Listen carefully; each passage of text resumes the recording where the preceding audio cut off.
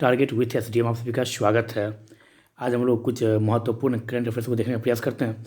तो चलिए देखते हैं पहला प्रश्न क्या है। आईसीसी ने किस भारतीय क्रिकेटर को दशक का सर्वश्रेष्ठ वनडे प्लेयर चुना है?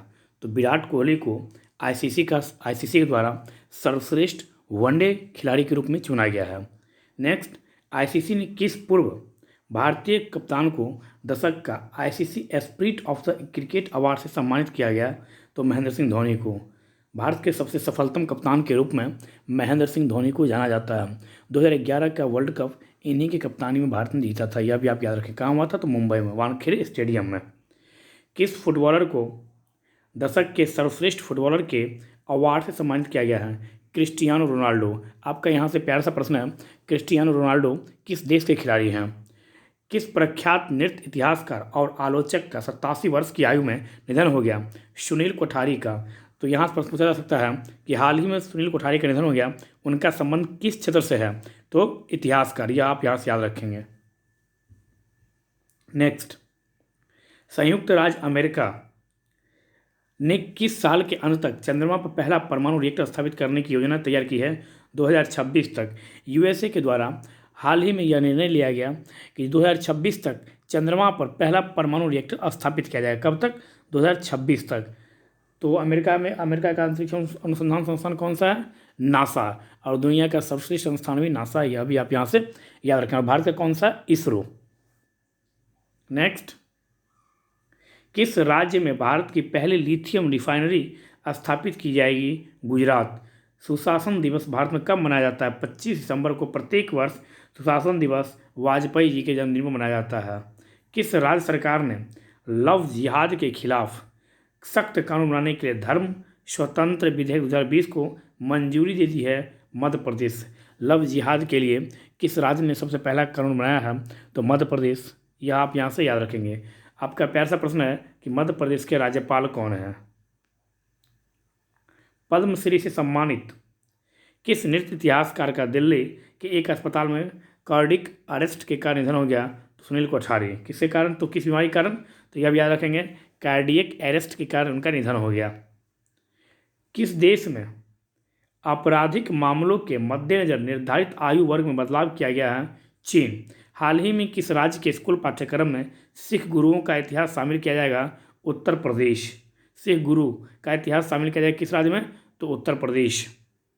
भारतीय नौसेना ने किस देश की नौसेना के साथ सहयोग और संपर्क को बढ़ावा देने के प्रयासों के तहत दक्षिण चीन सागर में पैसेज अभ्यास किया? तो वियतनाम। पैसेज अभ्यास किन दो देशों की सेनाओं के बीच है? तो भारत और वियतनाम। और यह किस सेना का है? थल सेना, नौसेना, किस सेना? तो अब यहाँ से बताएंगे भारत मतलब क्या? नौसेना। दोनों देशों के नौसेना के द्वारा। कभी कभी एग्जाम में डायरेक्ट प्रश्न से पूछा जा सकता है कि पैसिफिक संयुक्त सेनाभ्यास किन दो देशों के बीच? तो भारत और वियतनाम के बीच। कहाँ हुआ था? दक्षिणी चीन सागर में हुआ। और किस सेना का यह अभ्यास है? नौसेना, थल सेना। तो आप याद रखेंगे नौसेना का यह संयुक्त सेनाभ्यास है। केंद्र सरकार ने ड्राइविंग लाइसेंस, वाहन पंजीकरण और फिटनेस प्रमाण पत्र जैसे महत्वपूर्ण दस्तावेजों की वैधता को कब तक के लिए बढ़ा दिया है? तो 31 मार्च 2021 तक। नेक्स्ट, प्रधानमंत्री नरेंद्र मोदी ने हाल ही में जम्मू कश्मीर में किस स्वास्थ्य बीमा योजना का शुभारंभ किया? सेहत स्वास्थ्य बीमा योजना। सेहत स्वास्थ्य बीमा योजना का शुभारंभ किसने किया? तो नरेंद्र मोदी। सेहत स्वास्थ्य बीमा योजना जो है इसका संबंध किस राज्य से है? तो जम्मू एंड कश्मीर से। किस राज्य सरकार ने विश्व के सबसे बड़े हॉकी स्टेडियम बनाने की घोषणा की है? तो ओडिशा सरकार द्वारा नवीन पटनायक के द्वारा यह घोषणा किया गया कि भारत में ही नहीं पूरे विश्व में हॉकी के लिए सबसे बड़ा स्टेडियम कहाँ होगा? तो ओडिशा में होगा। सुमा मंडल सेल की भी महिला अध्यक्ष नियुक्त की गई और यह इस निकाय की पहली महिला अध्यक्ष है। यह भी आप याद रखें। तो SAIL steel authority of India limited की अध्यक्ष कौन है? तो सुमा मंडल। गुजरात में स्थापित होगी भारत की पहली लिथियम रिफाइनरी। भारत की पहली लिथियम रिफाइनरी जल्द ही गुजरात में स्थापित होने जा रही है। मणिकरण पावर लिमिटेड देश की सबसे बड़ी बिजली व्यापार और नवीकरणीय ऊर्जा कंपनी है जो इस रिफाइनरी को स्थापित करने के लगभग 1000 करोड़ रुपये का निवेश करेगी। तो कौन सी कंपनी निवेश कर रही है लिथियम रिफाइनरी के लिए? तो मणिकर्ण पावर लिमिटेड। यह भी नाम अति महत्वपूर्ण है। यह भी नाम आप यहाँ से याद रखें। कौन सी कंपनी? तो मणिकर्ण पावर लिमिटेड। किसके लिए? तो लिथियम रिफाइनरी। कहाँ? तो गुजरात में। और विश्व का सबसे बड़ा हॉकी स्टेडियम कहाँ बनेगा भारत में? तो उड़ीसा में। चिल्का झील कहाँ है? उड़ीसा में।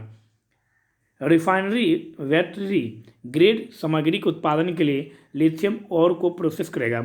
लिथियम एक दुर्लभ तत्व है और आमतौर पर भारत में नहीं पाया जाता। लिथियम भारत में आमतौर पर नहीं पाया जाता है।